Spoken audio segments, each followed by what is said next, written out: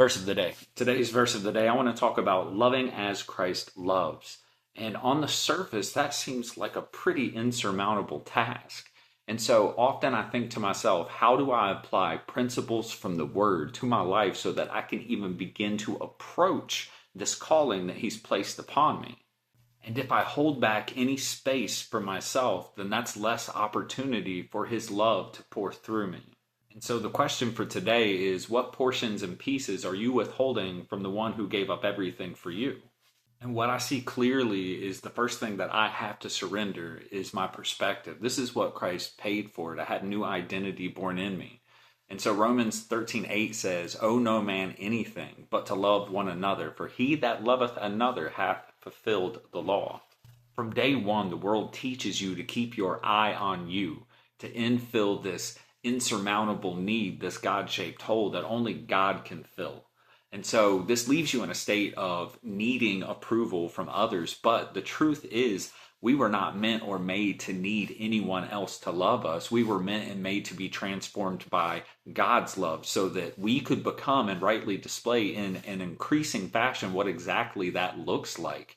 In the very same way that God or Christ expressed that unconditionality for us, beginning with humility and ending sacrificially. Our aim must be the reflection of Christ, sacrificing absolutely everything, and doing so in no way for the sake of self, but instead for the sake of everyone else. Every portion of how we live, move, and breathe must reflect Jesus completely. And that reflection must be ever growing. You see, Jesus did not love in portions or pieces, but in purity, giving the entirety of himself. So you might ask, what exactly does that mean for me and for how I move? And I would say that the change of your aim should find its beginning with perspective. And what I mean is crucifying expectations born of a way that seems right to me. The fact is, I cannot mirror him if I am still looking to me. My only ability to love another as Christ loves is found in my making room for him.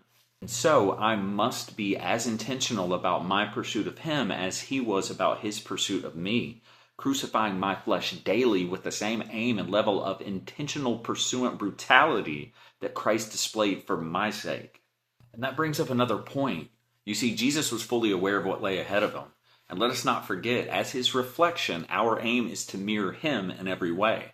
With that being said, in the garden just before his crucifixion, he literally found himself sweating blood in preparation for an unmatched act of sacrifice the world had never before known or has since seen, one that was wholly aimed solely at our restoration.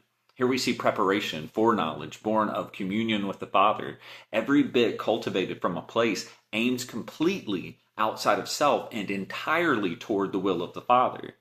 But why does this matter? Well, because love that costs nothing reflects nothing.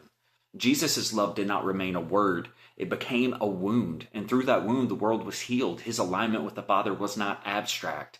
It was expressed through obedience, through surrender, through blood, through sacrifice that you could actually see. And this is where the call finds us. We're not called to replicate love by sentiment, but to demonstrate love by death. The daily death of our will, our way, our pride, our need to be loved first. For the one who still clings to self cannot carry the cross, but the one who sacrifices self as a cost opens doorways for the lost. So then, what is love if not the laying down of one's life for another? What is faith if it does not manifest through obedience unto death? Death to flesh, death to comfort, death to every counterfeit version of love that centers around me.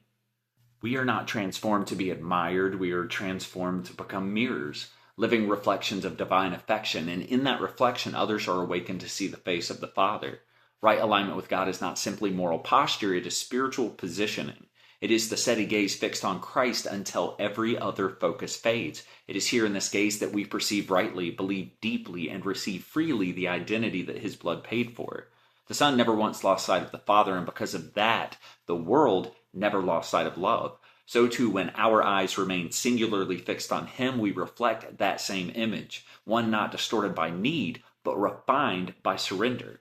We were not made to need another's love to be whole, we were made to become love.